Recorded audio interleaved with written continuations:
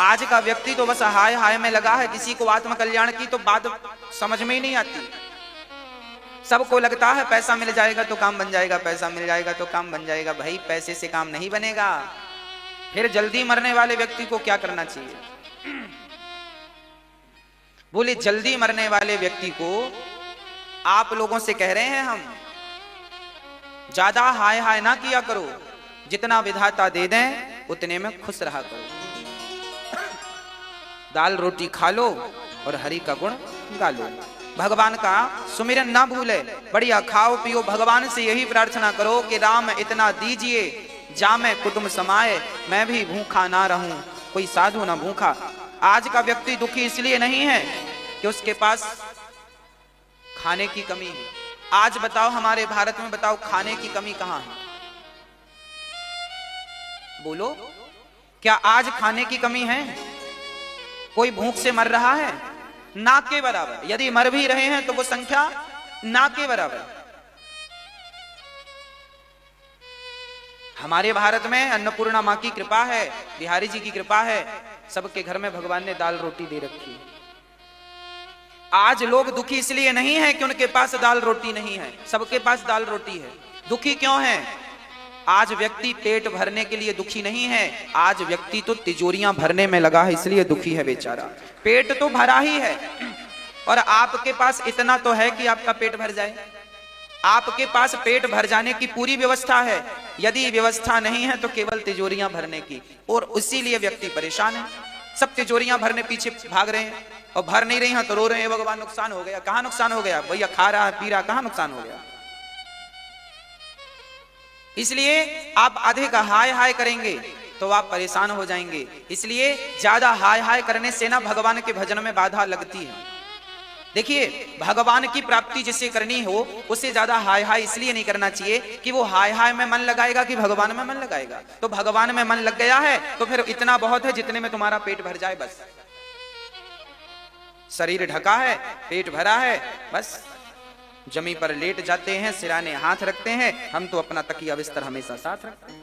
हमें तो बिछाने को गद्दा भी नहीं चाहिए, ओढ़ने को कंबल भी नहीं चाहिए, हम तो तकिया भी नहीं रखते क्योंकि हाथ ही हमारा तकिया है। हम तो जमी पर सो जाते हैं, पेड़ की छांव में जमी पर लेट जाते हैं, सिराने हाथ रखते हैं। हम तो अपना तकिया बिस्तर हमेशा साथ रखते हैं। हम तकिया बिस्तर के लिए पागल होने वालों में से नहीं। हाँ, सत्याम क्षितौ किम कशिपो प्रयासे बाहु स्वसिद्धे युपवरहणै किम। जब हमारा काम यूं ही चल जाता है, जमी पर सोने से काम चलता है, तो पलंग के लिए प्रयास करने की जरूरत ही क्या? जब हमारा काम भुजाओं से चल जाता है तो तकिया के लिए परेशान होने की जरूरत क्या? राजा परीक्षित ने कहा, महाराज ये तो बड़ा कठिन नियम बता दिया आपने। भाई हम तो सांसारिक लोग हैं, हमें तो तकिया बकिया चाहिए रहती है, नहीं तो नींद नहीं आती।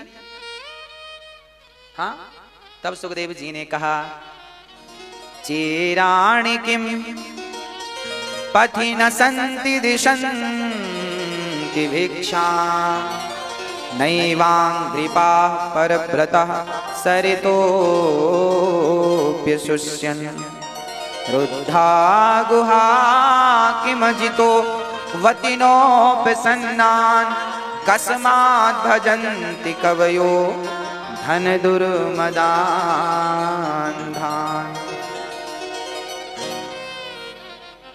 जब पहनने को रास्ते में फटे चीथड़े कपड़े मिल जाते हैं तो फिर कपड़ों का संग्रह क्यों करें? देखिए, ये जो बातें हैं ये गृहस्थों के लिए नहीं, ये विरक्तों के लिए है। जब 50 साल की गृहस्थी पूरी हो जाए आपकी, तब आप अपने पुत्र को पुत्री को उसके हाल पर छोड़कर, बेटा बड़ा हो गया तो शादी कर दो, बिटिया बड़ी हो गई शादी कर दो। अब गृहस्थी से मन हटा लेना चाहिए। अच्छा, 50 साल की उम्र में, 60 साल की उम्र में जिनकी पत्नी भी चल बसी, उनके जैसा सुखी कोई नहीं। अब आप कहो क्यों? क्योंकि देखो, पत्नी यदि बुढ़ापे में रहेगी तो फिर जरूरी नहीं है कि आपका बेटा सहयोग करे, और करे भी तो भी ज्यादा मन घर में नहीं लगाना चाहिए। प्रॉब्लम क्या है कि आज के जमाने में यदि पैसा होए तो भी आप घर के बाहर निकल सकते हैं, व्यवस्थाएं सब जगह मिलती हैं, पर पैसा ना होए तो फिर स्त्री जात को लेकर जाओगे कहां? इसलिए वो पुरुष जिनकी पत्नी नहीं है और सारी जिम्मेदारियां पूरी हो गई हैं, ऐसे पुरुषों को चाहिए कि तीर्थों में जाएं और भक्तों के टूक मांग करके खाएं, रसिकों के टूक मांग कर टुकड़े। मतलब आप भगवान के चरणों में जाओ, वृंदावन जाओ, जगन्नाथ जी जाओ, द्वारिका जी जाओ, बद्रीनाथ जी जाओ, और वहां जो तुम्हें प्राप्त हो जाए भगवत कृपा से वो खाओ और भगवान का भजन करते रहो। संग्रह में परिग्रह में नहीं उलझना चाहिए, क्योंकि ज्यादा सामान लेकर निकलोगे घर से तो भजन में बाधा होगा। इसलिए जिनको भजन में भगवान में मन लगाना है, हम उनकी कह रहे हैं कि जिनकी पत्नी है वो तो बढ़िया है, पत्नी को लेकर चलो, दोनों पति पत्नी भजन करो, भगवान की सेवा करो। पर पत्नी नहीं है तब तो आप और अच्छे भजन करने के लिए फिर तो आप फुटपाथ पर सो सकते हैं, और पत्नी को लेकर थोड़ी फुटपाथ पर सो पाएंगे। फिर भजन में कोई बाधा नहीं है। और याद रखना, गृहस्थी के बाद विरक्ति जरूरी है। क्या गृहस्थी में उलझे उलझे ही मर जाओगे? क्या भगवान की तरफ कभी मुंह नहीं करोगे, भगवान को नहीं देखोगे? हाँ, 50 साल तक गृहस्थी है, 50 साल के बाद वानप्रस्थी रहना है। उम्र बचे तो फिर 75 के बाद सन्यास भी लेना है। चलो सन्यास मत लो तो मन भगवान में लगाओ, जैसे भी लगे। वो कैसे लगेगा, मैंने उपाय ढेर बताए, अब लगाना आपकी जिम्मेदारी है। सुखदेव भगवान कहते हैं, राजन जल्दी जिसे मरना है उसे अपने दृष्टिकोण को बदल लेना चाहिए। कैसा दृष्टिकोण हो महाराज? तस्मात् भारत सर्वात्मा भगवान ईश्वरो हरि श्रोतव्यः कीर्तितव्यश्च स्मर्तव्यश्चेच्छिता भयम्। सब में भगवान का दर्शन करो। तस्मात् भारत सर्वात्मा भगवान ईश्वरो हरि, सब में हरि है ये जानकर के अपनी, हम तो कहते हैं आपकी उम्र 50 साल की हो तो तुरंत अपनी आंखों का इलाज कर लो, अपनी आंखों में भगवान को बसा लो। जब आंखों में भगवान बस जाएंगे तो फिर जिसे आप देखेंगे भगवानमय दिखाई पड़ेगा। याद रखना, लोग कहते हैं भगवान सब जगह है ना, पागल मत बन जाना इस बात पर। भगवान सब जगह नहीं है। कैसे सब जगह दिखेंगे वो समझो।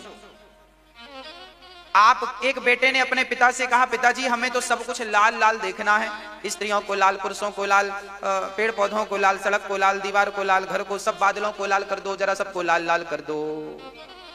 बताओ क्या संभव है? मैया जी, ओ मेरी माँ, क्या संभव था सबको लाल करना? हाँ संभव था। उस पिता ने बेटे को लाल कलर का चश्मा पहना दिया। जब लाल कलर का चश्मा उसकी आंखों में रखा तो फिर उस बच्चे ने जिसे देखा सब लाल। स्त्री देखे तो लाल, पुरुष देखे तो लाल, पेड़ देखे तो लाल, बादल देखे तो लाल, क्योंकि आंखों में चश्मा लाल।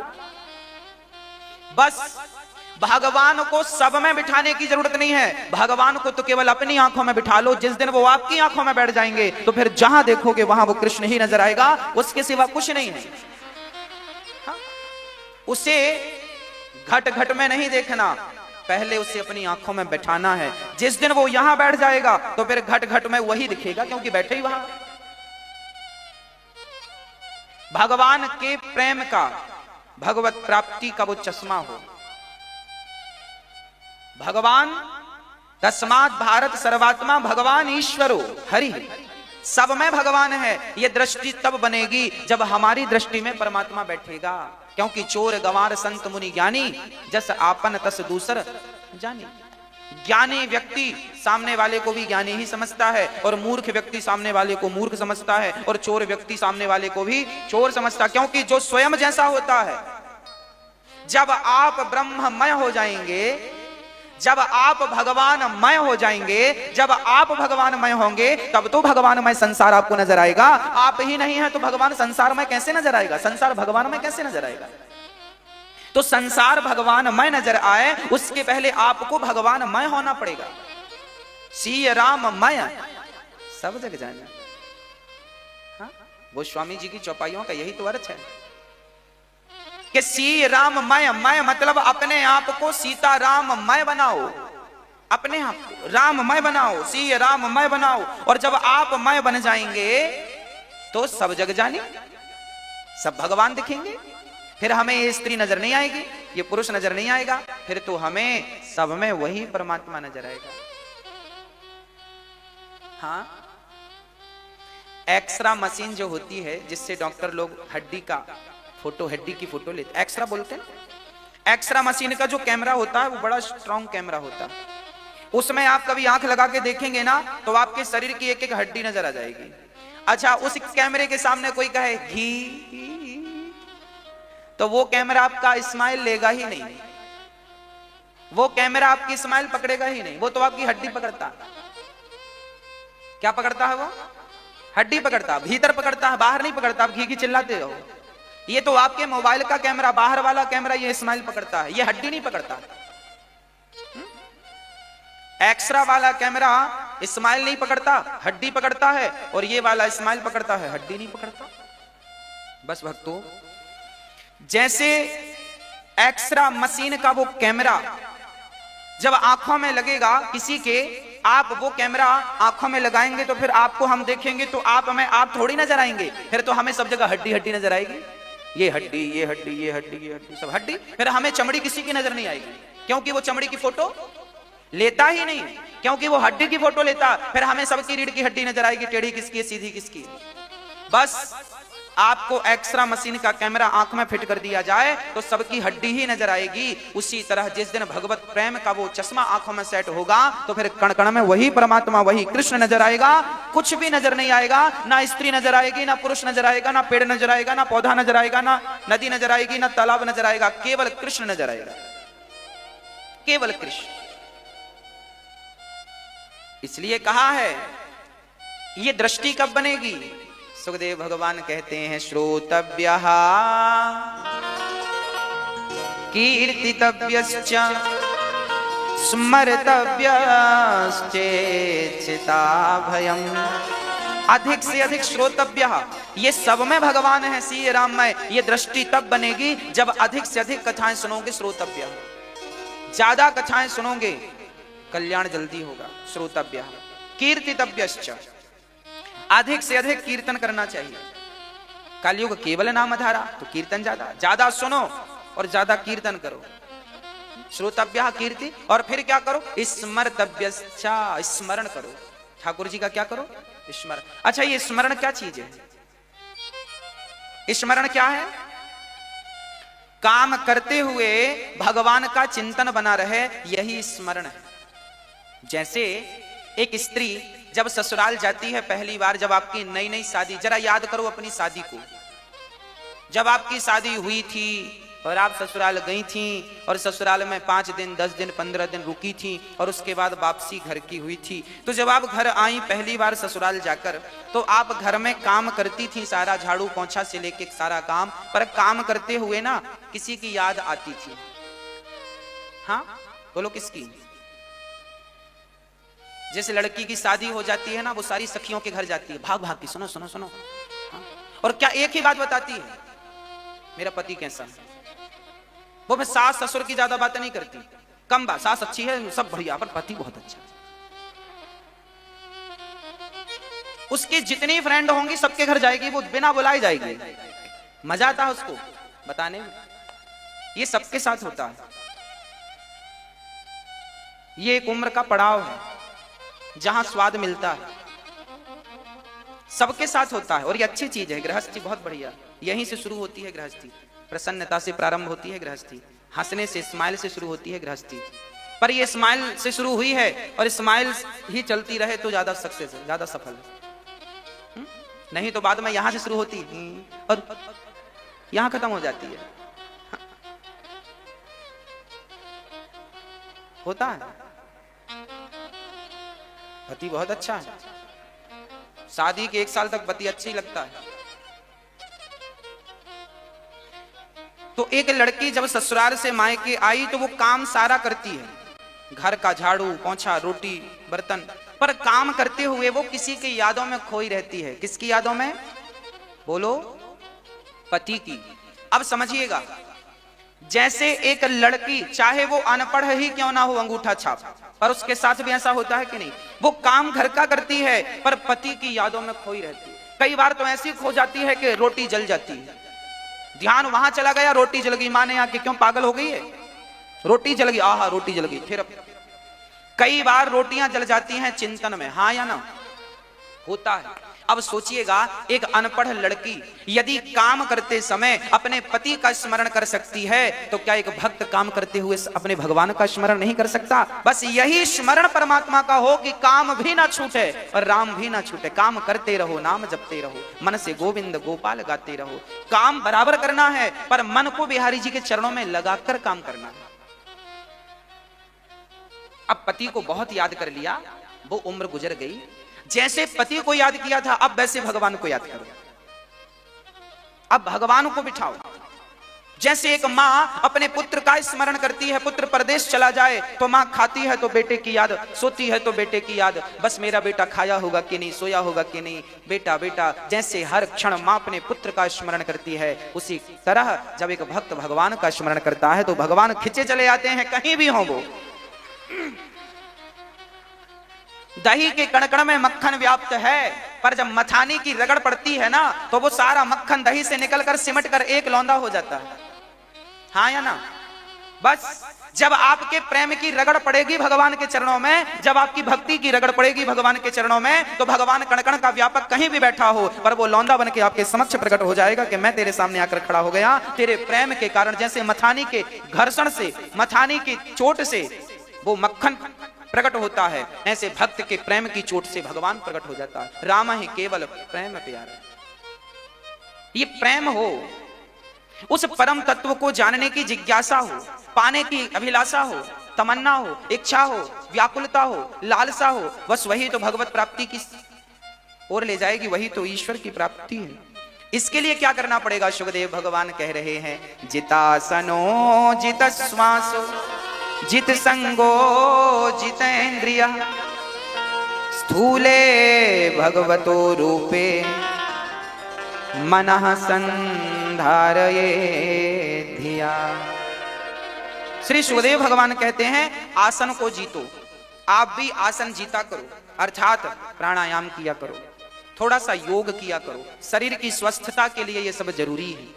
आपको स्वस्थ रहने के लिए आहार अच्छा हो, विहार अच्छा हो। आहार विहार, आहार मतलब अच्छा संतुलित खाओ, सुबह खाओ, दोपहर को खाओ, रात्रि को अमृत भी मत खाओ।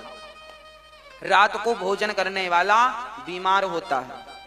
रात को भोजन करने वाले की आयु कम होती है, वो बीमारियों का घर अपने शरीर को बना लेता है। एक बार खाए योगी, एक बार खाए योगी, 2 बार खाए भोगी और 3 बार खाए रोगी। एक बार खाने वाला योगी है, 2 बार खाने वाला भोगी है और 3 बार खाने वाला रोगी है। आप किस लिस्ट में हैं देख लीजिए। 4 बार तो नहीं खाते।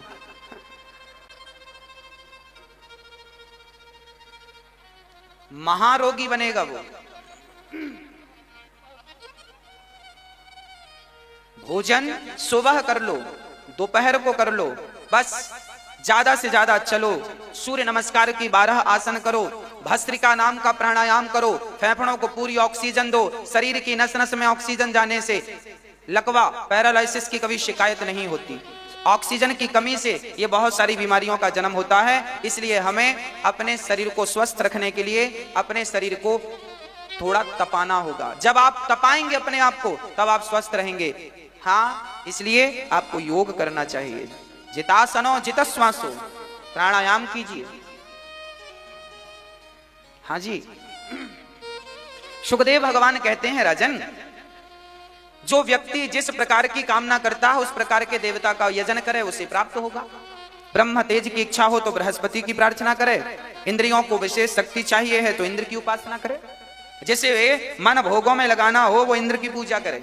इंद्रियों को शक्ति बलबद्ध करना हो तो इंद्र की पूजा करे। जिसे संतान की प्राप्ति करनी हो वो प्रजापतियों की उपासना करे। जिसे धन चाहिए वो माया देवी की उपासना करे। जिसे तेज चाहिए वो अग्नि की उपासना करे। जिसे अन्न चाहिए वो अदिति की उपासना करे। जिसे स्वर्ग की कामना हो वो अदिति के पुत्रों की उपासना करे। पर जिसे कुछ भी ना चाहिए हो और सब कुछ भी चाहिए हो तो अकामः सर्व कामो वा मोक्ष कामा उदारति। परमात्मा की शरण में कोई चला जाए तो भगवान सब कुछ देने की सामर्थ्यता रखते हैं। भाई ऐसी बात है कि आप फलाने मंत्री के पास जाएंगे तो वो उतना ही काम करेगा जितना उसका पावर है, दूसरा व्यक्ति दूसरा मंत्री उतना ही काम करेगा जितना उसका पावर है, पर प्रधानमंत्री के पास चले जाओगे तो प्रधानमंत्री सब काम करा देंगे, क्योंकि सब उन्हीं के अंग हैं। तो भगवान तो हमारे प्रधानमंत्री हैं, बाकी सब उनके नीचे हैं। राष्ट्रपति कहें तो ठीक है, परमात्मा उनकी शरण में जाने के बाद सब कुछ प्राप्त हो जाता है। उन्हें प्राप्त करने के बाद फिर कुछ पाना शेष नहीं रह जाता। तीव्रेण भक्ति योगेन यजेत पुरुषम परम। सुखदेव भगवान कहते हैं जिसे भगवान को प्राप्त करना है वो भक्ति करके उसे प्राप्त कर ले। और देखो ज्यादा से ज्यादा मन भगवान में ही लगाओ, ज्यादा लंबी उम्र पर प्राप्त करने की भी चाहत ना रखो। तरवह किम न जीवंती, सुखदेव भगवान कहते हैं। क्या वृक्षों की आयु कम होती है? अरे आपसे और हमसे ज्यादा वृक्षों की आयु होती है, पर उन्हें जानता कौन है? कौन जानता है? तरवह किम न जीवंती वस्त्रः किम न श्वसन्त्युता। क्या लोहार की धोकनी सांस नहीं लेती? सांस आप भी ले रहे हैं, लोहार की धोकनी भी सांस लेती। लोहार की धोकनी जानते हैं? अंगार में हवा देती है, वो सांस देखिए वो भी लेती है, हवा निकलती ना उसके भीतर से। हमारे भीतर से भी हवा निकलती, हमारे भीतर से भी हवा निकलती है, उसके भीतर से भी हवा निकलती है। अरे आयु तो वृक्षों की भी होती है। न खादंती न मेहंती किम ग्राम पशुओं परे। क्या कुत्ता और बिल्ली टुकड़े खाकर पेट नहीं भर लेते? कुत्ता बिल्ली भी पेट भर लेते हैं, लोहार की धोकनी भी सांस लेती है। लंबी आयु वृक्षों की भी होती है, और आपने भी केवल यही चीजें पाई हैं। तो इस शरीर को पाने का अर्थ क्या है? याद रखना, हम ज्यादा लंबी उम्र ना पाने की चाहे भगवान हमें 100 साल जिंदा ना ना ना ना। भगवान जब आपकी मर्जी हो तब ले चलना, हमें आज ले चलो, चलने को तैयार है। परंतु जितनी उम्र है आपकी वो उम्र भगवान के चरणों में, याद रखना, आपकी उम्र भगवान के चरणों में लग जाए, आपका समय भगवान के चरणों में लग जाए, बस यही आपके जीवन की सार्थकता है। स्वामी विवेकानंद जी एक कम 40 साल की उम्र में चले गए थे। आद्य शंकराचार्य जी एक कम 29 वर्ष की उम्र में आद्य शंकराचार्य जी चले गए, चारों मठों की स्थापना करके चले गए। आद्य शंकराचार्य जी 29 साल की उम्र में चले गए। झांसी की रानी 23 साल की उम्र में चल बसी। खूब लड़ी मर्दानी वो तो झांसी वाली। 23 साल की उम्र में वो लड़की ने अपना नाम अमर कर लिया। आद्य शंकराचार्य जी ने 29 साल की उम्र में नाम अमर कर लिया। आद्य शंकराचार्य जी ने, स्वामी विवेकानंद जी ने एक कम 40 साल की उम्र में नाम अमर कर लिया। आद्य शंकराचार्य जी ने एक कम 30 साल की उम्र में नाम अमर कर लिया, 29 साल की उम्र में। और हम लोगों की उम्र इतनी हो गई। हाँ, इस उम्र से पाना क्या चाहते हो? अच्छा बताओ, इस शरीर से, इस उम्र से क्या प्राप्त करना चाहते हो? क्या चाहत है बता दो मुझे। इस शरीर से पत्नी पाना चाहते हो ना, तो मिल तो गई। पति पाना चाहते हो, मिल गया। पुत्र पाना चाहते थे, बेटे भी 2-2 4-4 हैं। अब बताओ, आपको पत्नी चाहिए थी, पत्नी मिली। पति चाहिए था, पति मिला। पुत्र चाहिए था, पुत्र मिला। पुत्री चाहिए थी, पुत्र मिली। धन चाहिए था, धन भी तो मिला है। पद चाहिए था, छोटा मोटा पद भी मिला, प्रतिष्ठा भी मिली, समाज में आपका नाम भी है, सब कुछ मिला। अब बताओ, इस शरीर की सार्थकता पूरी हो गई? सफल हो गया? बेटा बेटी पाकर, पति पत्नी पाकर शरीर की सार्थकता हो गई? मेरी मां, ये शरीर पत्नी और पति पाने के लिए नहीं मिला, पुत्र पुत्री पाने के लिए, पैसा कौड़ी पाने के लिए नहीं मिला। सच कहें तो साधन धाम मोक्ष कर द्वारा। ये शरीर मोक्ष का द्वार है। फिरत सदा माया कर प्रेरा, काल कर्म स्वभाव गुण घेरा। कबहू की नर करुणा कर दे ही देत, ईस बिनु हेतु सनेही। ये तो अकारण ही परमात्मा ने तुम्हें मनुष्य का तन दिया है। ये मनुष्य का तन केवल भगवत प्राप्ति के लिए होना चाहिए, भगवत प्राप्ति के लिए। इसका अर्थ ये बिल्कुल नहीं है कि आपकी गृहस्थी नहीं होनी चाहिए, होनी चाहिए। गृहस्थी हो, पत्नी हो, पति हो, पुत्र हो, परंतु इन सबके होने पर भी आपके हृदय में भगवत भक्ति होगी, तब तो इन सब का होना ठीक है। और सब तो है पर भगवत प्रेम नहीं है, तो सबके होने का अर्थ क्या है बताइए? सब है, बस वही नहीं। एक नारी बड़ी सुंदर थी, उसके आंख बड़ी सुंदर थी, उसके गाल बड़े सुंदर थे, उसका मुंह बड़ा सुंदर था, पर उसकी नाक नहीं थी, नक्कटी। तो बताओ, क्या कोई स्त्री नाक के बिना शोभा पाएगी? बोलो। जैसे एक सुंदर स्त्री के गले में सुंदर सोने का हार हो, 20,000 की साड़ी हो शरीर में, और सब कुछ उसका बढ़िया हो, कान अच्छे हो, उसका हंसना बोलना अच्छा हो, वाणी अच्छी हो, पर नाक ना हो, तो नाक के बिना संपूर्ण शरीर शोभा नहीं पाता। उसी प्रकार भगवत भक्ति तो हम सबकी नाक है। यदि आपके घर में धन दौलत पद प्रतिष्ठा पति पत्नी सब है और भगवत भक्ति नहीं है, तो नाक कटी जैसी नारी वो हम और आप ही तो हैं। भगवत प्रेम भगवत भक्ति तो हम सबकी नाक है, नाक। अब आप बताओ कि आपकी नाक है कि नहीं? भगवत प्रेम है तो नाक है, नहीं है तो आपकी नाक कटी है। इसलिए सब कुछ पाना व्यर्थ है यदि उस परमात्मा को नहीं पाया तो। चलो एक छोटी सी कथा सुनाते हैं। एक नदी के तट पर एक केवट था, नाव लेकर बैठा था, इंतजार कर रहा था कि कोई ग्राहक आए तो मैं उसे उस पार उतारूं और 2 पैसे मिले तो परिवार का पालन करूं। तभी 3 ज्ञानी आए, केवट से कहते हैं भैया केवट हमें उस पार उतार दो। केवट बोले चलो उतार देते हैं, बैठो। तीनों ज्ञानी बैठ गए, नाव चली। मैया जी, ओ मेरी मां, हो गई पंचायत। अब ध्यान से सुनना। एक नाव में 3 लोग सवार भये और नाव चली। वो 3 में से एक बहुत बड़ा इंजीनियर था। इंजीनियर ने केवट से कहा, केवट तुमने कहां तक पढ़ाई की है? केवट ने कहा साहब हम तो कुछ नहीं पढ़े। इंजीनियर ने कहा तुम्हारी तो जिंदगी 25% जीवन तुमने बेकार कर दिया, अपने जीवन का कोई लाभ नहीं लिया। घर वर बनाए हो कि नहीं? हम इंजीनियर हैं। केवट ने कहा साहब वो घास की झोपड़ी दिख रही है। इंजीनियर ने कहा तुम्हारी 25% जिंदगी बेकार चली गई नाव चलाने में। तब तक दूसरे बोल पड़े, बहुत बड़े पायलट थे वो, प्लेन उड़ाते थे। क्यों केवट, कभी प्लेन में बैठे हो? केवट बोला सरकार नाव में बैठता हूं, यहां से जाती है तो देख लेता हूं वो जा रही है। पायलट ने भी कहा तुम्हारी तो 25% जिंदगी बेकार चली गई केवल नाव चलाने में। तीसरा बढ़िया नेता था। नेताजी बोले क्यों, तुम्हारा भी कुछ नाम आम है, कुछ चुनाव लड़े के नहीं, सरपंच वगैरह का? केवट बोले साहब हम तो बस सेवा में लगे हैं आप सबकी। नेताजी ने भी कहा तुम्हारी 25% जिंदगी बेकार चली गई, कुछ नहीं पाया स्वादवाद जीवन का, ना घर बना सके ना 2 पैसे इकट्ठे। नेताजी ने कहा बैंक बैलेंस कितना? केवट ने कहा बस आप जो दोगे उसी से अभी रोटी बनेगी, इतना ही बैलेंस है, कल फिर भगवान देंगे। अब तीनों ज्ञानी बोले तेरी 25% बेकार चली गई, तेरी 25% जिंदगी बेकार चली गई, तेरी 25 टोटल कितनी हो गई? 75। केवट बोला भैया आप तीनों में से तैरना कौन कौन जानता? तीनों बोले हम नहीं जानते।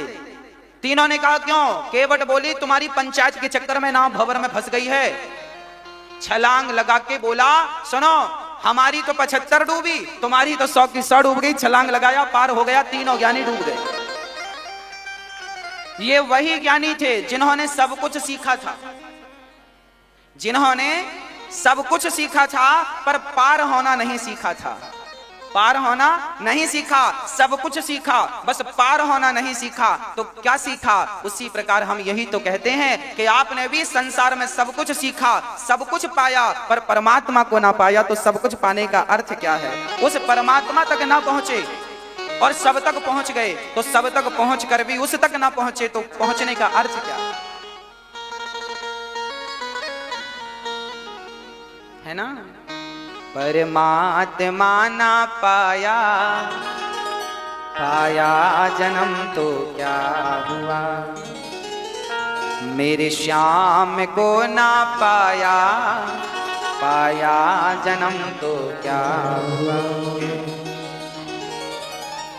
गंगा में जाकर बंदे तन की तू मैल धोता, गंगा में जाकर बंदे तन की तू मैल धोता, जो मन की मैल न धोई मन की मैल न धोई, गंगा गया तो क्या हुआ, परमात्मा न पाया, पाया जन्म तो क्या हुआ, परमात्मा न पाया, पाया जन्म तो क्या हुआ, पाया जन्म तो क्या हुआ, पाया जन्म तो क्या हुआ, पाया जन्म तो क्या हुआ, पाया जन्म तो क्या हुआ, पाया जन्म तो क्या हुआ, पाया जन्म तो क्या हुआ, पाया जन्म तो क्या हुआ, पाया जन्म तो क्या हुआ, परमात्मा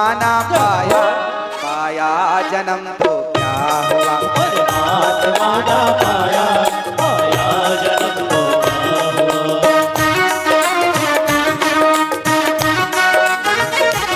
हरि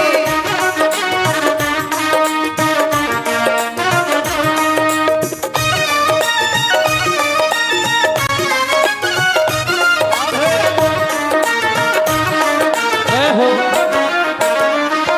कपड़े रंगा के बंदे दुनिया में घूमता है, कपड़े लगा के बंदे दुनिया में घूमता है, कपड़े रंगा के बंदे दुनिया में घूमता है, कपड़े लगा के बंदे दुनिया में घूमता है, कपड़े रंगाने से काम नहीं बनेगा, तो मन को रंगाना पगले, मन को रंगाना पगले, कपड़े रंगा तो क्या हुआ, मन को रंगाना पगले, कपड़े रंगा तो क्या हुआ, परमात्मा ना पाया, पाया जन्म तो क्या हुआ, परमात्मा ना पाया, पाया जन्म तो क्या हुआ। हरि बोल।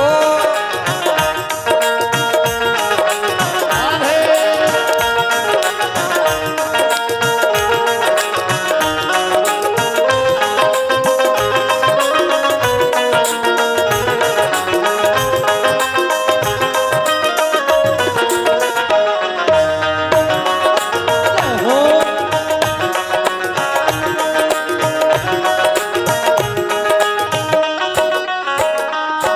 सत्संग करके बंदे ज्ञानी तू कहलाता है, सत्संग करके बंदे ज्ञानी तू कहलाता है, लोग थोड़ा सा सत्संग करके ज्ञानी मान लेते हैं अपने आप को। अच्छा बताओ ज्ञानी किसे कहते हैं, कौन है ज्ञानी आपकी नजर में? सत्संग करके बंदे ज्ञानी तू कहलाता है, सत्संग करके बंदे ज्ञानी तू कहलाता है, जो टूटे दिल ना जोड़े, जो टूटे दिल ना जोड़े, सत्संग किया तो क्या हुआ, वो टूटे दिल ना जोड़े, सत्संग किया तो क्या हुआ, परमात्मा ना पाया, पाया जन्म तो क्या हुआ, परमात्मा ना पाया, पाया जन्म तो क्या हुआ, पाया जन्म तो क्या हुआ, पाया जन्म तो क्या हुआ, पाया जन्म तो क्या हुआ, पाया जन्म तो क्या हुआ, सत्संग तो ना पाया, परमात्मा ना पाया, पाया जन्म तो क्या हुआ, परमात्मा ना पाया, पाया जन्म तो क्या हुआ, परमात्मा ना पाया, पाया जन्म तो क्या हुआ, परमात्मा ना पाया, पाया जन्म तो क्या हुआ। सब कुछ पाना बेकार है यदि परमात्मा को नहीं पाया तो। इसलिए हमारा जीवन भगवान के लिए हो। और सुखदेव भगवान से अब राजा परीक्षित ने प्रश्न किया, है गुरुदेव भगवान ने यह ब्रह्मांड क्यों बनाया, सृष्टि क्यों की? जब सृष्टि की बात आई तब सुखदेव भगवान को याद आया कि अभी तो हमने भगवान को याद नहीं किया। तब सुखदेव भगवान ने भगवान की स्तुति की, नमः परस्मै पुरुषाय भूयसे सदुद्भवस्थान निरोधलीलया गृहीत शक्ति तृतयाय देहिना मंतर्भवायानुपलक्ष्य वर्त्मने। सुखदेव भगवान ने उन पुरुषोत्तम भगवान के चरणों में वंदना की जो संसार की उत्पत्ति, स्थिति और प्रलय और लीला करने वाले हैं। ऐसे भगवान के श्री चरणों में सुखदेव भगवान ने प्रणाम किया और उन्होंने सृष्टि उत्पन्न कैसे ठाकुर जी ने की पूरी बात कही। भगवान नारायण के नाम ही से कमल उत्पन्न हुआ, कमल में ब्रह्मा जी का प्राकट्य हुआ। ब्रह्मा जी ने चारों वेदों का ज्ञान पाया और ब्रह्मा जी से भगवान ने कहा सृष्टि करो। उसके पहले उन्होंने तप किया। तप करने के बाद ठाकुर जी ने चतुश्लोकी भागवत का सुंदर सा दर्शन उन्हें कराया है और चतुश्लोकी भागवत श्रवण करने के बाद ब्रह्मा जी ने सृष्टि उत्पन्न करने का मन बनाया है। सबसे पहले ब्रह्मा जी ने सृष्टि जो की, इस सृष्टि में नाना प्रकार की बातें हैं। सबसे पहले ब्रह्मा जी ने सनकादियों को प्रकट किया, सनक, सनंदन, सनातन, सनत कुमार। कहा तो यह जाता है कि सबसे पहले भगवान रुद्र को प्रकट किया। यहां से रुद्र जी प्रकट भये, रोते हुए प्रकट भये। कहा हम कहां रहे? ब्रह्मा जी ने कहा जाओ, रोते हुए आए हो तो तुम्हें रुद्र कहा जाएगा, कैलाश पर जाकर के रहो। तो भगवान शंकर को प्राकट्य, भागवत जी के अनुसार भगवान शंकर जी का प्राकट्य भगवान ब्रह्मा से हुआ। फिर ब्रह्मा जी ने सनकादियों को जन्म दिया, कहा सृष्टि करो। इन चार लोगों से सृष्टि करने का कहा, चारों ने मना कर दिया। कहा हम बालक ही रहें, ये वरदान दो। ब्रह्मा जी को गुस्सा आया, तब कहीं जाकर भ्रकुटी खींची और भगवान शिव का प्राकट्य हुआ। भगवान शिव के प्राकट्य के बाद भगवान शिव से कहा ब्रह्मा जी ने जाओ भूत सृष्टि करो। तो उन्होंने भूत प्रेत की सृष्टि रच दी। बोले ये सृष्टि बंद करो। अब बड़े धर्म संकट में ब्रह्मा जी पड़ गए, क्या करें? तब भगवान ने कृपा की। भागवत जी में 10 लक्षणों का वर्णन सुखदेव भगवान ने किया। अत्र सर्गो विसर्गश्च स्थानम पोषण मूतय मनवंतरेशानुकथा निरोधो मुक्तिराश्रय। 10 लक्षण। अत्र सर्गो विसर्गश्च स्थानम पोषण मूतय मनवंतरेशानुकथा निरोधो मुक्तिराश्रय। भागवत जी में 12 स्कंध हैं। पहले स्कंध को श्रोता वक्ता कहते हैं। भागवत जी को पहले जो स्कंध की चर्चा है वो श्रोता और वक्ता की चर्चा है। दूसरे स्कंध को जो है वो साधन और साध्य कहते हैं। तीसरे स्कंध को सर्ग कहते हैं। चौथे स्कंध को विसर्ग, फिर पंचवें स्कंध को स्थान, छठवें को पोषण, क्योंकि छठवें में भगवान पोषण करते हैं। किसका? अरे छठवें स्कंध में ही तो अजामिल जैसे पतितों की चर्चा है। अजामिल जैसे पतितों को पावन करने वाले भगवान 7वें में स्कंध में ऊती मतलब वासना, सद्वासना, असद्वासना और मिश्रित वासना, ये 3 प्रकार की वासना का लक्षण है। 8वें स्कंध को मनवंतर, 9वें स्कंध को ईशानुकथा और 10वें स्कंध को निरोध अर्थात प्रलय, 11वें को मोक्ष और 12वें को आश्रय अर्थात समर्पण कहते हैं। भगवान बड़े दयालु हैं। भगवान विदुरानी के घर जाकर के छिलकों का भोग लगाते हैं। अच्छी चर्चा है। जब भगवान इस धराधाम को छोड़कर चले गए तब भगवान ने जाते वक्त अपने विदुर जी को याद किया। जब भगवान चले गए तो विदुर जी ने उद्धव जी से कहा। भगवान ने क्या कहा? उद्धव जी ने कहा मैं तो कुछ कह नहीं सकता, पर उन्होंने आपको याद किया है। दुर्भगोवत लोकोयम यदवो नितरामपि। आज विदुर जी महाराज बहुत रोए हैं। दुर्भाग्य है, हम अभागे हैं, जो कृष्ण हमारे पास थे हम उन्हें पहचान ना सके। हाँ, और विदुर जी महाराज, याद रखना, विदुर जी महाराज पांडवों के और कौरवों के हितैषी थे। ये पांडवों के और कौरवों के चाचा थे। चाचा जी सबसे छोटे दासी पुत्र विदुर जी धर्म के अवतार थे। विदुर जी महाराज ने लाख प्रयास किया कि महाभारत ना हो, महाभारत ना हो, महाभारत ना हो, पर याद रखना जब आप बड़ों का सम्मान नहीं करते, बड़ों का आदर नहीं करते तो फिर आपको चोट लगती। भारी सभा में भगवान श्री कृष्ण का अपमान दुर्योधन ने किया था। भगवान शांति का प्रस्ताव, अच्छा भगवान भी नहीं चाहते थे कि महाभारत हो, शांति का प्रस्ताव लेकर आए थे और शांति का प्रस्ताव किसने ठुकरा दिया? दुर्योधन ने ठुकरा दिया। अच्छा शांति का कोई विकल्प नहीं होता ना, कोई विकल्प नहीं। शांति देखो, सास बहू का झगड़ा हो तो समाधान शांति, शांति का प्रस्ताव लेके खड़े हो जाओ। भगवान कृष्ण महाभारत के एक एक लीला से आपको हमें एक संकेत दे रहे हैं, एक मैसेज दे रहे हैं कि आप सीखो और हम इतिहास के पन्नों में जो गलतियां हुई हैं वो आप ना दोहराओ, नहीं तो नाश निश्चित है। ऐसे क्या गलतियां हुई? भरी सभा में द्रौपदी की साड़ी खिंचती रही। पितामह चाहते तो रोक सकते थे पर नहीं रोका। गुरु द्रोणाचार्य चाहते रोक सकते थे, नहीं रोका। अरे इनकी भी मजबूरियां थी।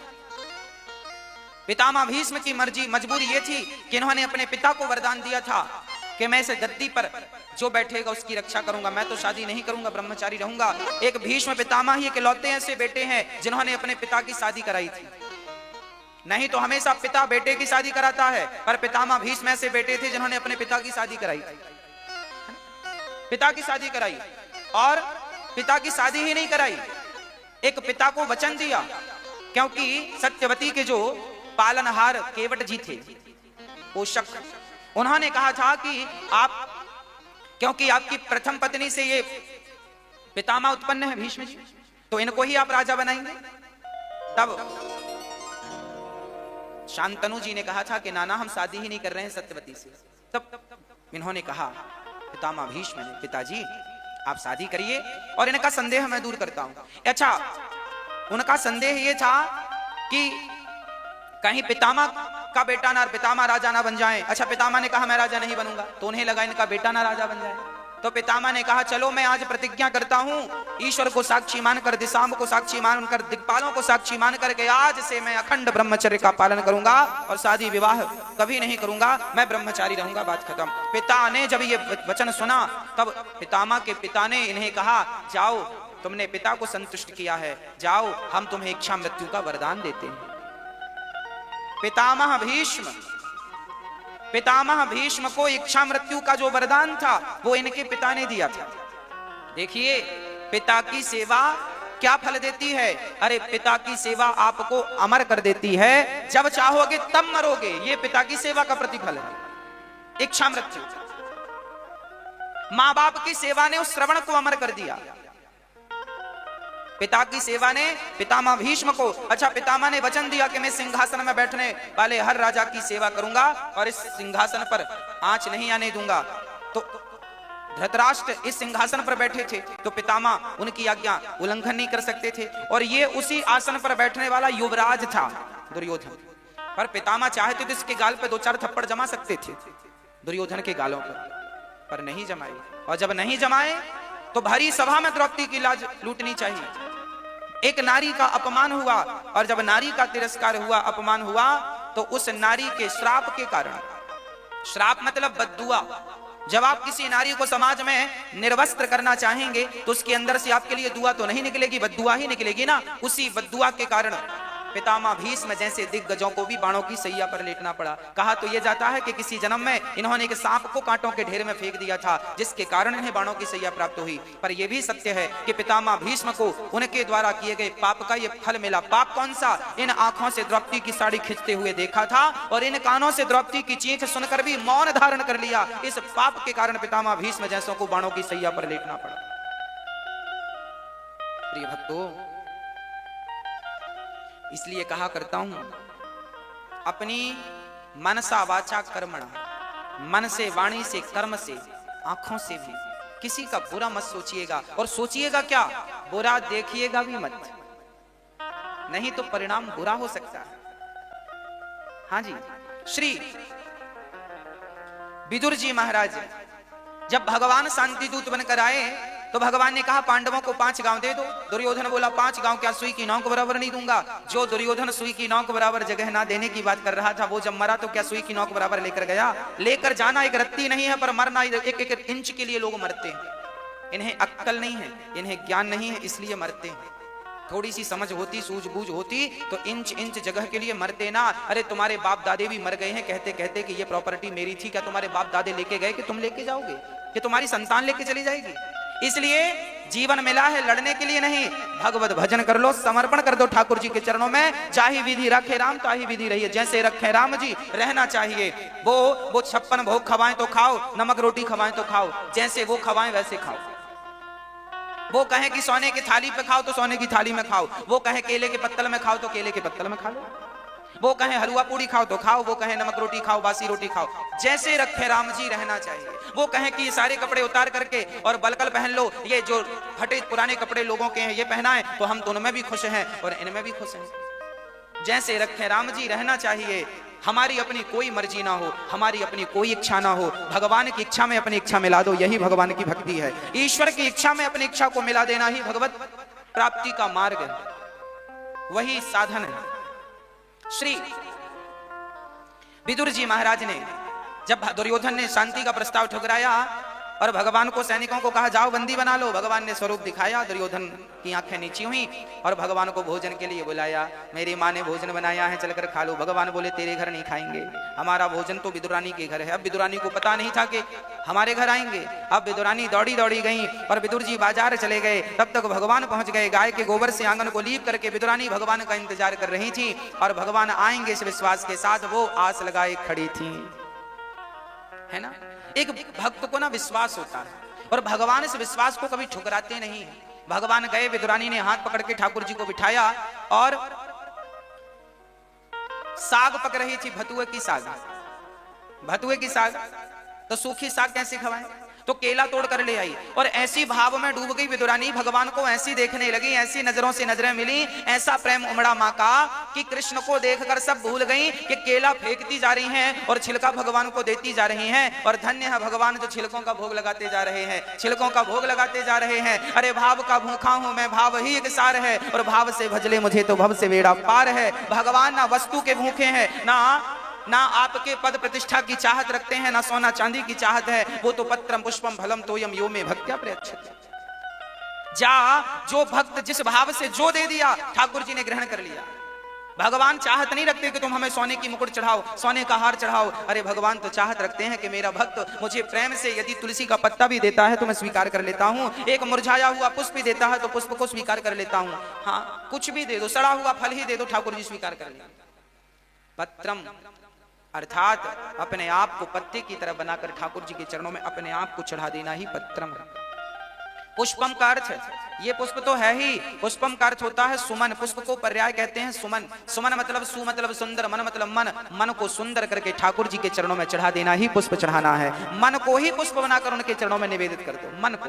पत्रम पुष्पम। फल कौन सा चढ़ाना चाहिए? नारियल फल नहीं, केला नहीं, पपीता नहीं, कौन सा फल? बोले आप माला जपो, 1 माला 2 माला 4 माला दान करो, पुण्य करो और पुण्य का जो फल है वो पुण्य का फल भगवान के चरणों में समर्पित कर दो, यही फल है। कौन सा फल? अच्छे अच्छे कर्मों का फल। तो दियम वस्तु गोविंद, अच्छे कर्मों का फल। और अंत में है तोयम मीन्स जल। जल मतलब नेत्रों का जल ठाकुर जी को चढ़ाओ। भगवान आज विदुरानी के छिलकों का भोग लगाते हैं। इससे ये सिद्ध हो गया कि भगवान वस्तु के भूखे नहीं हैं। मैया जी नींद आ रही है? हाँ जागो। भगवान वस्तु के भूखे नहीं है। कथा में नींद इसलिए आती है क्योंकि कथा में मन बिल्कुल शांत हो जाता है, नींद आ जाती है, अच्छी बात है। तो विदुरानी के भगवान ने छिलके ग्रहण कर लिए। दुर्योधन के मेवा त्यागी, साग विदुर घर खाई। संत सूरदास जी गाते हैं सबसे ऊंची प्रेम सगाई, सबसे ऊंची प्रेम सगाई। प्रेम ही भगवान को रिझाती है, प्रेम भगवान को अपनी ओर आकर्षित कर लेती है। ओ सबसे ऊंची प्रेम सगाई, सबसे ऊंची प्रेम सगाई, सबसे ऊंची प्रेम सगाई, सबसे ऊंची प्रेम सगाई। दुर्योधन के मेवा त्यागी, दुर्योधन की मेवा त्यागी, साग विदुर घर खाई। हाँ, साग विदुर घर खाई, सबसे ऊंची प्रेम सगाई, सबसे ऊंची प्रेम सगाई।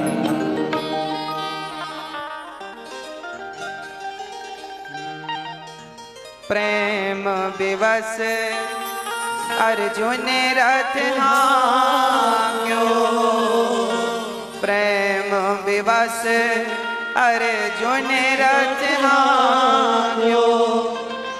भूल गए ठकुराई, भूल गए ठकुराई, सबसे ऊंची प्रेम सगाई। दुर्योधन की मेवा त्यागी, दुर्योधन की मेवा त्यागी, साग विदुर घर खाई हो, साग विदुर घर खाई, सबसे ऊंची प्रेम सगाई। भगवान केवल एक ही रिश्ता रखते हैं, प्रेम का। मानहु एक भगत कर नाता, मैं केवल भक्ति का नाता मानता हूं, प्रेम का नाता मानता हूं, मैं दूसरा कोई नाता नहीं मानता। इसलिए भगवान से केवल किसी भी प्रकार प्रेम कर लो बस। अच्छा मैया, दाल में आप लोग मसाला डालते हो किस लिए? बोलो। एक ने गरम मसाला डाल दिया, एक ने ठंडा वाला डाल दिया। अब देखो, दाल में आप गरम मसाला डालो, ठंडा डालो, धनिया डालो, नमक डालो, जो डालना है डालो, मर्जी आपकी, पर जब हम खाएं तो स्वादिष्ट लगनी चाहिए बस। आप कुछ भी डालो उसमें, कितने भी बढ़िया मसाला डालो या सामान्य मसाला डालो या मसाला मत डालो, पर हमें तो स्वाद से मतलब है बस भक्तों। हाँ, जैसे दाल के स्वाद से हमें मतलब होता है, मसाला कैसे भी डालो, उसी प्रकार आप कुछ भी करके भगवान के चरणों में भक्ति हासिल कर लो। कुछ भी करो, कुछ भी करना पड़े, पर भगवान की भक्ति प्राप्त कर लो, यही सार भक्ति का स्वाद मिलना चाहिए। उसके लिए आपको जो करना पड़े, मीराबाई ने तो जिंदगी दाव पर लगा दी, जो करना पड़े करो, रोना पड़े तो रो, हंसना पड़े तो हंसो, सिर के बल खड़े होना तो सिर के बल खड़े हो, पर भगवत प्राप्ति होनी चाहिए, ये सिद्धांत। जैसा कर सकते हो करो, पर अंत में लक्ष्य है ईश्वर की प्राप्ति। वो मिल गए, मन उनके चरणों में लग गया, मन से जगत हट गया, तो बस जीवन सफल हो गया।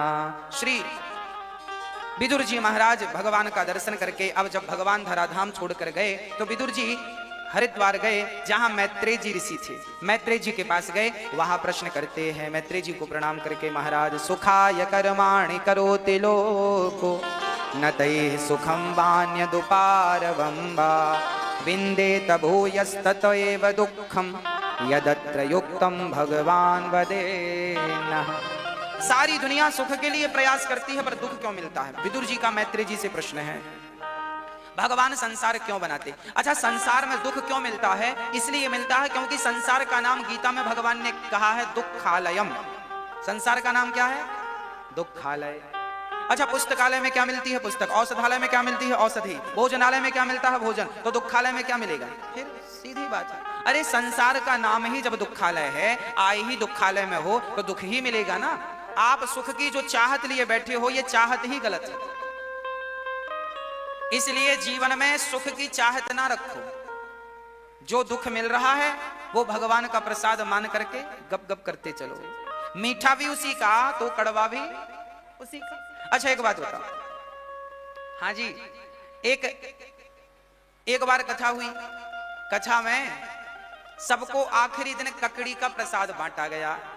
जब ककड़ी लेकर भगत लोग जाने लगे तो एक सज्जन के हाथ में ककड़ी थी, वो कड़वी थी। कड़वी ककड़ी जब वो खाया तो कड़वी लगी, थू थू थू थू करके फेंक दिया। उसके पीछे एक भगत, वो भी कथा से लौट रहा था, उसके हाथ में भी ककड़ी थी। पर जब उसने देखा कि सामने वाले ने ककड़ी फेंक दी तो उसने उस फेंकी हुई ककड़ी को उठाया, धुला और खाने लगा। तो आगे वाला बोला, क्यों भाई, ये ककड़ी कड़वी है, तेरे हाथ में ऑलरेडी अच्छी ककड़ी है मीठी, तो ककड़ी कड़वी वाली क्यों खाता है? मुझे तो कड़वी मिली थी आज, तो मैंने फेंक दिया। तब उस पीछे वाले बंदे ने कहा, भैया जब आपको प्रसाद में रोज हलवा मिलता था तब तो आप नहीं फेंकते थे, और आज ककड़ी कड़वी मिली तो फेंक दिया। अरे हलवा भी उसी का प्रसाद था और ककड़ी भी उसी का प्रसाद था। यदि 6 दिन मीठा मीठा खा गए हो तो एक दिन कड़वा प्रसाद मिल जाए तो इसे भी प्रसाद समझ के क्यों नहीं खा लेते? क्योंकि ये भी प्रसाद है ठाकुर जी का। ये फेंकने वाला प्रसाद मीठा हो, खट्टा हो, तीखा हो, प्रसाद तो प्रसाद। अब क्या हुआ? अब यह हुआ कि जीवन में आपको बहुत सुख मिला है। यदि जीवन के एकाध पड़ाव में कहीं कहीं दुख मिल जाए तो ये मत कहा करो कि हमें बहुत दुख मिला है। आप लोग ये कहा करते हैं हम बहुत दुखी हैं। आज सारी माताओं की प्रॉब्लम क्या है? महाराज जी हम बहुत दुखी हैं, महाराज जी हम बहुत दुखी।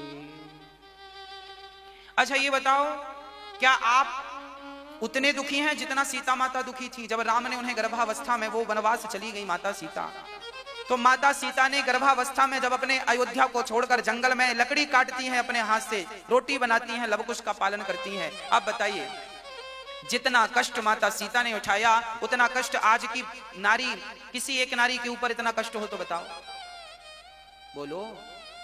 आपके तो कपड़े धुलने वाले भी लोग लगे हैं, झाड़ू पोंछा करने वाले लोग भी लगे हैं, बर्तन धुलने, फिर भी कहती हो हम दुखी हैं, बहुत दुखी हैं, पता नहीं काय का दुख है। हाँ?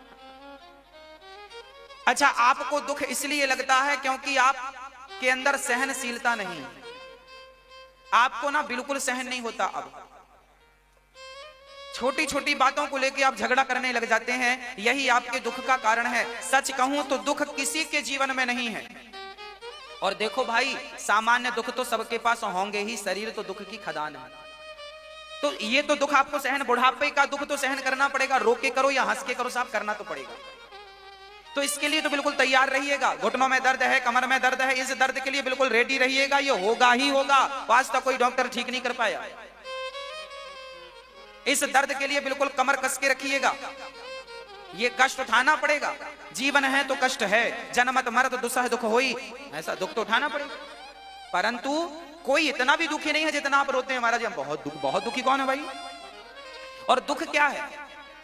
भगवान की विस्मृति ही दुख है, और भगवान का स्मरण ही। आपने यदि जानत हूं वस स्वामी विसारी, फिर ही ते काहे ना हो ही दुखारी। अरे भगवान को भूल गए हो तो दुख नहीं उठाना पड़ेगा। अरे भगवान की विस्मृति ही दुख है, और ठाकुर जी का स्मरण ही सुख है। बुढ़ापा हो जवानी हो, भगवान का चिंतन करते रहो, कोई दुख व्यापेगा ही नहीं।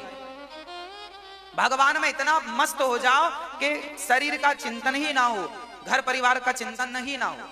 और देखो, छोटा छोटा दुख ना सहन कर लिया करो, बिल्कुल प्रसन्न चित्त से हंसते रहा करो, मुस्कुराते रहा करो, हर हाल में प्रसन्न रहने की आदत बनाओ। आप लोग क्या है ना, बात बात में मुंह बना लेते हैं।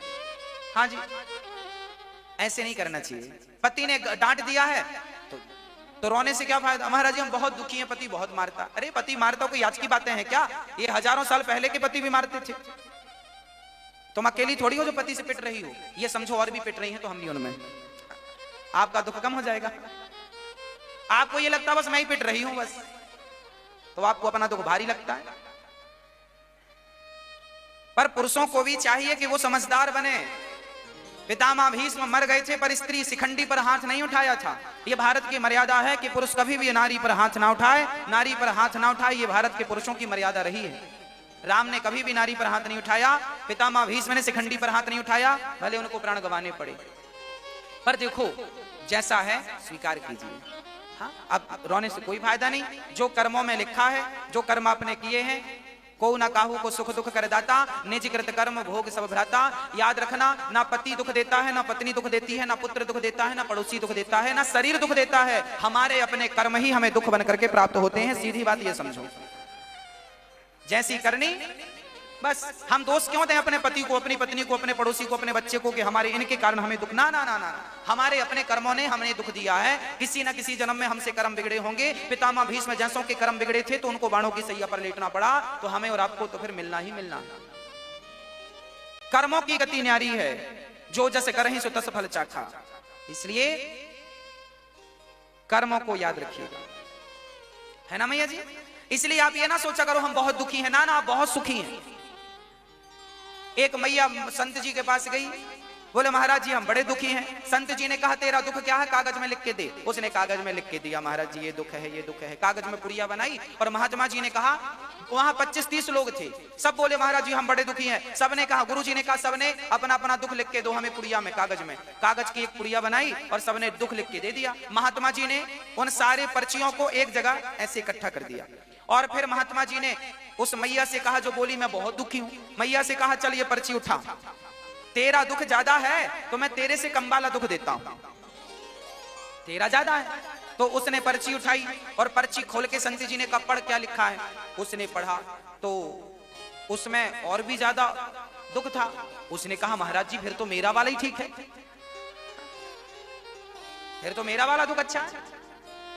महाराज जी ने कहा चल एक और ऑप्शन देते हैं। फिर पर्ची उठा, फिर पर्ची उठाया, उसको खोला। महाराज जी ये तो और भयानक वाला। ना ना राम राम राम राम राम।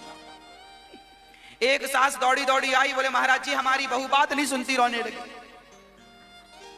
तो मैं उस मैया को उस मैया के पास लेकर के गया जिस मैया की बहू डांटती थी। मैंने कहा देख तेरी बहू तो केवल बात नहीं सुनती पर बोलती तो नहीं है ना, जवाब नहीं देती है। हाँ बोले जवाब तो नहीं देती है। मैंने कहा इनसे मिलो जिनकी जवाब देती है। तो इनके सामने तुम्हारा दुख कम हुआ कि नहीं। अब वो बोली कि मैं ज्यादा दुखी हूं क्योंकि मेरी तो मुंह पे जवाब देती है। मैंने कहा चल तीसरी से मिलाते हैं। मैंने कहा इनसे मिलो, इनकी बहू जवाब बस नहीं देती, दो चार जमा देती है। तो इनसे अच्छा तुम्हारा ही दुख था, हाँ या ना। तुम्हारी बहू कम से कम जमाती तो नहीं है, डांटती है बेचारी, कम से कम मारती तो नहीं है। तो इनसे ज्यादा सुखी तुम हुई कि नहीं, हाँ या ना। हाँ। अब बोली महाराज फिर मैं ज्यादा दुखी हूं, मेरी बहू मारती है। मैंने कहा चल पांचवी से मिलाते हैं। मैंने उनसे मिलाया जिनकी बहू ने हाथ पकड़ के घर से निकाल दिया। मैंने कहा इनसे तो आपकी बहू ठीक है। याद रखियो मैया जी, यदि आप ये कहते हैं कि हम बहुत दुखी हैं तो आप गलत कहते हैं, क्योंकि इस संसार में आपसे भी कई गुना ज्यादा दुखी लोग पड़े हैं। आपका दुख तो कुछ भी नहीं है, लोगों का दुख तो आपसे कई गुना ज्यादा है। इसलिए भगवान ने जो दिया है, जितना दुख दिया है, ये समझो कि और भी बुरा हो सकता था पर परमात्मा ने कृपा की। संतोष रखो, जब आवे संतोष धन सब धन धूरी समान। जितना मिला है बढ़िया। एक आदमी कह रहा था गुरुजी हमारा पड़ोसी 5,000 के जूते पहनता है, बड़े दुखी हैं हम। हमने कहा इसमें दुख की क्या बात है। अरे महाराज जी हमारे पास तो देखो 100 रुपए के भी ठीक से नहीं। हमने कहा चलो हम तुम्हें मिलाते हैं। किनसे। हमने कहा चलो। हम उनके पास लेकर के गए जिनके पास जूते पहनने के लिए पांव ही नहीं थे। हमने कहा अब देखो इनको, तुमने उन्हें तो देख लिया जिनके पांव में 5,000 के जूते हैं, अरे इन्हें भी तो देखो जिनके पास जूता पहनने को पांव ही नहीं है। इनसे आप भले हो के नहीं, अच्छे हो के नहीं। हाँ आप इनसे करोड़ गुना अच्छे हैं पर आपको तो रोना है, बस रोना आदत है रोने की। कुछ बच्चे होते हैं ऐसे, माँ टॉफी दे, लड्डू दे, रसगुल्ला दे, पर वो तो हैं करते रहते। माँ 2-4 फिर और जमाती ले, जब अच्छे से रो रहा रो। कुछ बच्चे अच्छे होते हैं हंसने लगते हैं, कुछ बच्चे होते हैं बस रो ही जा रहे हैं, छू दो उनको जूजू बन जाते रो। जब फिर बच्चा बहुत रोता है तो मम्मी चुप बिठा, चुप चुप जाओ, टॉफी ले ले, टॉफी ले, चल चल आजा। माँ फिर उसको झूला झूला नहीं, फिर भी चुप नहीं हुआ। रसगुल्ला दिया नहीं खाया, टॉफी दिया नहीं खाया, लॉलीपॉप दिया नहीं। अच्छा मैया मम्मी बोली फिर बैठ, कुर्सी पे बिठा दियो, 2-4 बढ़िया भर भर के जमाती है गाल में, अब रो। और बढ़िया रोता रहता है और बढ़िया जाके रसगुल्ला छान के आ जाती है। और फिर इसके बाद जब लौट कर आती है तब तक बच्चा शांत हो जाता है। उसको भी पता है इससे ज्यादा क्या मिलेगा। तो भगवान भी ऐसे ही हैं। पहले भगवान आप मैया बातें हो गई, अच्छा चल रही हैं बातें। देखो ये देखो कितनी दुखी और सुखी सी समझो। कथा में बैठ के भी पंचायत चल रही है, तो इनसे अच्छे तो आप ही लोग हो। अब देखो ऐसा है कि आप अपने दुख को बड़ा मानते हैं इसलिए आप दुखी हैं। आप ये समझो कि आप बहुत सुखी हैं, आप बहुत अच्छे हैं, आपसे अच्छा कोई नहीं है। आपको जो विधाता ने दिया उसमें संतोष रखो, सुखी रहो। आपके पास पांव है ना चलने को। एक लंगड़ा बोला मैं बहुत दुखी हूं, एक पांव वैसाखी एक पांव था और दूसरे पांव से लंगड़ाता हुआ चल रहा था। एक पांव था ही नहीं, एक ही पांव से चलता वैसाखी लेकर, वैसाखी लेके। वो बोला महाराज जी मैं ही सबसे दुखी हूं, मैंने भगवान का क्या बिगाड़ा, भगवान ने मेरा पांव छीन लिया। मैंने कहा रोता क्यों है, चल मैं तुझे मिलाता हूं, अभी तो सुखी हो जाएगा। कहां चले। हमने कहा चल हम उसके पास ले गए जिसके दोनों पांव नहीं थे। तो जिनके दोनों पांव नहीं है उनसे ये एक पांव वाला अच्छा है कि नहीं, बोलो। हाँ अब बताओ आप लोग दुखी हैं कि नहीं, नहीं ना।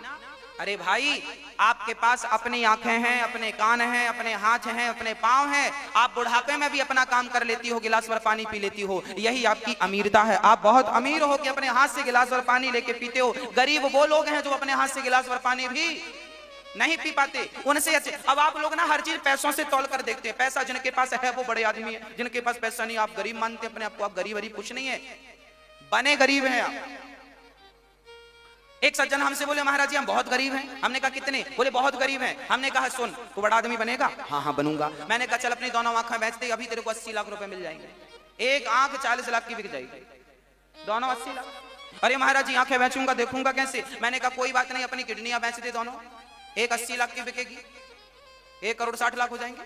अरे महाराज जी किडनियां बेचूंगा तो मर नहीं जाऊंगा? मैंने कहा कोई बात नहीं, घुटने बेच डाल। अरे महाराज जी मर जाऊंगा। मैंने कहा चल हाथ बेच दे। महाराज जी फिर पैसे कैसे गिनूंगा? मैंने कहा कि पूरा शरीर बेच दे। महाराज जी शरीर बेचूंगा तो पैसों का क्या करूंगा? मैंने कहा तू पागल। बोले कैसे? मैंने कहा कि जिसके पास करोड़ों का शरीर हो, जिसके पास करोड़ों की प्रॉपर्टी चलती फिरती हो, वो कहता है मैं गरीब हूं। किस एंगल से गरीब है ये तो बता, कहां गरीब है तू? आपकी आंखों की कीमत क्या है शायद आपको पता नहीं है, मिल गई है ना इसलिए उसकी वैल्यू नहीं। जिनकी नहीं है उनसे जाकर पूछो कि इन आंखों की कीमत क्या होती है। भगवान ने दिया है तो वैल्यू नहीं है तुम्हें। एक रोटी की कीमत क्या होती है ये भी तुम्हें नहीं पता। जो भूख से मर रहे हैं उनसे जाकर पूछो कि रोटी की कीमत क्या होती है। आपको सब कुछ मिल रहा है इसलिए आपको कीमत नहीं है और रो रहे हैं भगवान ने दुख दिया, भगवान ने दुख। काहे का दुख दिया भगवान ने क्यों दुख दिया? भगवान थोड़ी दुख देते हैं, आपके अपने कर्मों ने दुख दिया है। किसी जन्म में गलत कर्म किए होंगे तो आज भोगने को मिल रहा। किसी को दोष मत दीजिए। एक माँ एक स्त्री गुरुजी के पास चली गई। गुरुजी मैं बहुत दुखी हूँ। क्यों दुखी हो? बोले मेरा पति बहुत मारता, शराब पी के मैं तो आरती उतारती हूँ, जय पति देवा जय, आता तो एक थप्पड़ जमाता। गुरुजी ने कहा खाना देता है? बोले हाँ देता है। गुरुजी बोले जा। चली गई। दूसरे दिन फिर आई, गुरुजी आज बहुत मारा, देखो यहाँ पे मारा। गुरुजी ने कहा खाना दिया? हाँ हाँ दिया। गुरुजी बोले जाओ। तीसरे दिन फिर रोती रोती आई, गुरुजी आज पति ने बहुत मारा, देखो आज यहाँ तो बिल्कुल रक्त गिरने लगा, खून गिरने लगा, इतना मारा है। गुरुजी ने कहा खाना दिया? उसने कहा महाराज खाना देता है, मारता क्यों है ये बताओ। रोज पूछते हो खाना दिया? खाना हाँ देता है, रोज देता है, पर मारा क्यों ये बताओ। गुरुजी ने कहा देवी आपका पति इसलिए मारता है क्योंकि पिछले जन्म में आप इसे मारती थी। अरे मैं मारती थी? मैं क्यों मारूंगी? हाँ पिछले जन्म में तुम इसकी सौतेली माँ थी। कौन थी?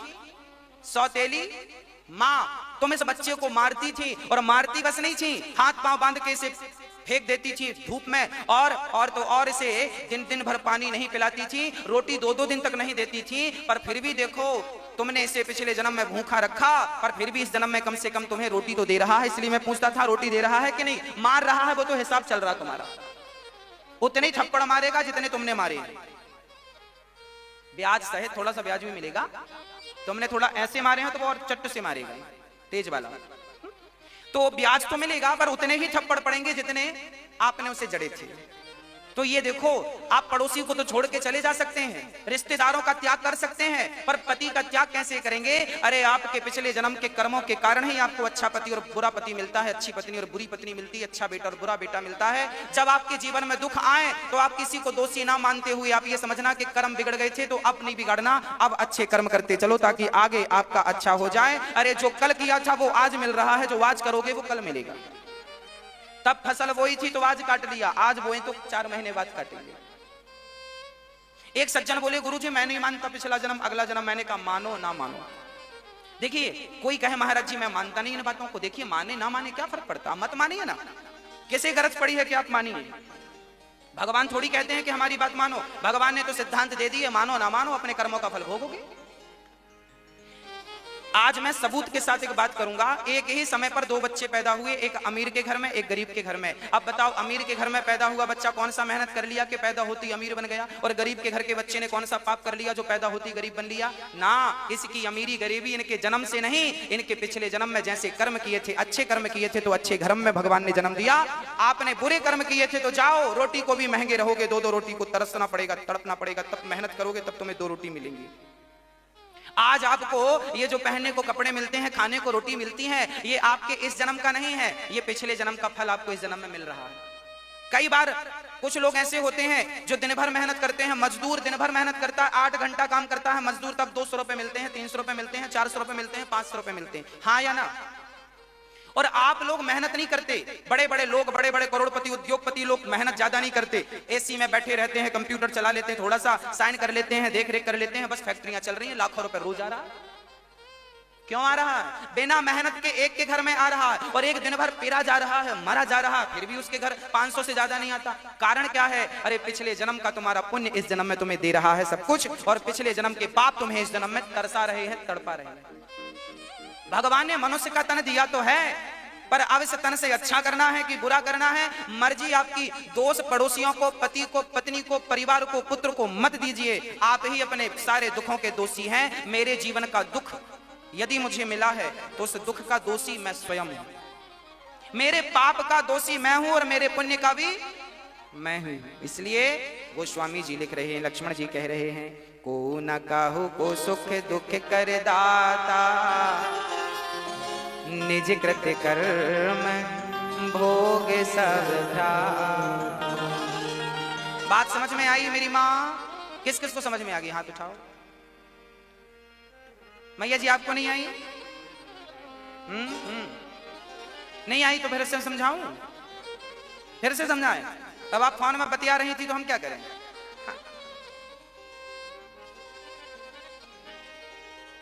श्री विदुर जी महाराज ने कहा, प्रभु भगवान सृष्टि क्यों करते हैं, कैसे करते हैं? तब भगवान नारायण की सृष्टि उत्पन्न कैसे हुई? भगवान नारायण के नाभि से कमल उत्पन्न हुआ, कमल में ब्रह्मा जी ने 10 प्रकार की सृष्टि की। पहली महत्त्व की, दूसरी अहंकार की, तीसरी भूत सर्ग की, चौथी इंद्रियों की, पांचवी मन की, छठवीं अविद्या की, सातवीं वृक्षों की, आठवीं पशु पक्षियों की, नववीं मनुष्य की, और 10वीं देवता पितर असुर गंधर्व अप्सराओं की सृष्टि की।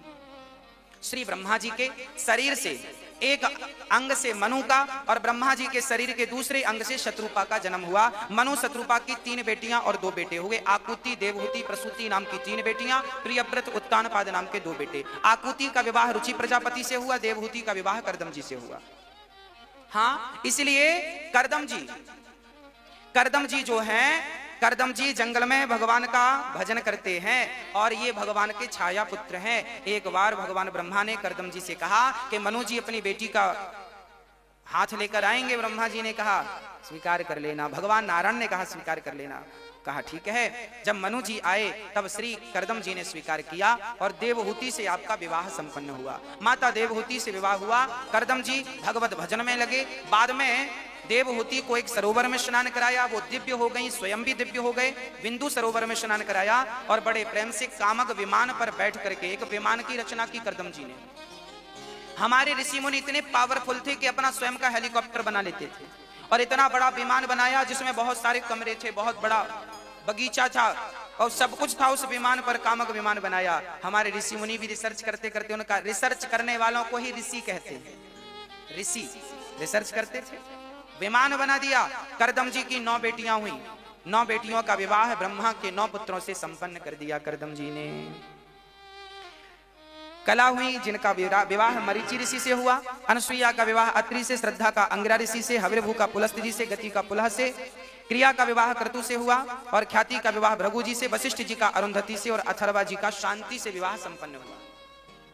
करदम जी ने अपनी पत्नी से कहा देवी अब मुझे आज्ञा दो, बेटी हो गई, मैंने बेटियों का घर बसा दिया, अब मुझे आज्ञा दो मैं भगवत भजन करने जाऊं। माता देवहूति ने कहा कि आप कैसे जाएंगे, आप ऐसे नहीं जा सकते, आप पहले हमें एक पुत्र जरूर दीजिए, पुत्र प्रदान कीजिए।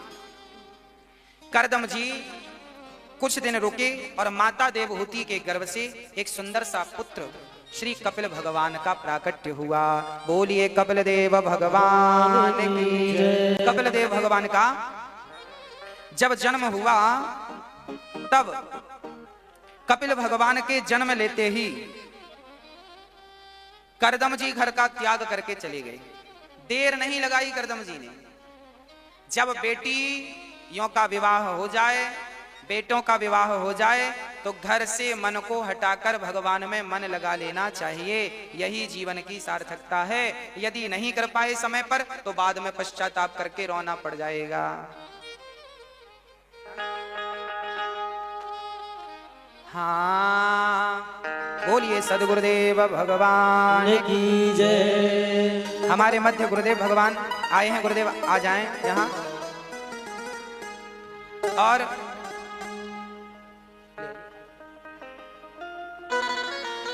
और जब बेटी और बेटे बड़े हो जाएं तो उन्हें जल्दी से उनके काम धाम देख करके मन भगवान में लगा लेना चाहिए। मैया जी, ओ मेरी माँ, हाँ, घर का त्याग नहीं करना, घर छोड़ के कहीं चले मत जाना, घर पे ही रहना। पर जब बेटा बेटी हो जाए, नाती पोता हो जाए, तो मन नातियों में मत लगा लेना, नहीं तो काम बिगड़ जाएगा, है ना। ये शरीर तो मिट्टी है और मिट्टी का खिलौना मिट्टी में मिल जाएगा। मान मेरा कहना नहीं तो पछताएगा। ये मिट्टी का खिलौना मिट्टी में मिल जाएगा।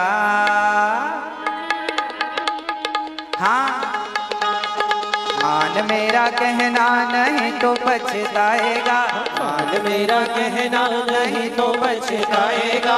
मिट्टी का खिलौना मिट्टी में मिल जाएगा। मिट्टी का खिलौना मिट्टी में मिल जाएगा। वो मिट्टी का खिलौना मिट्टी में मिल जाएगा।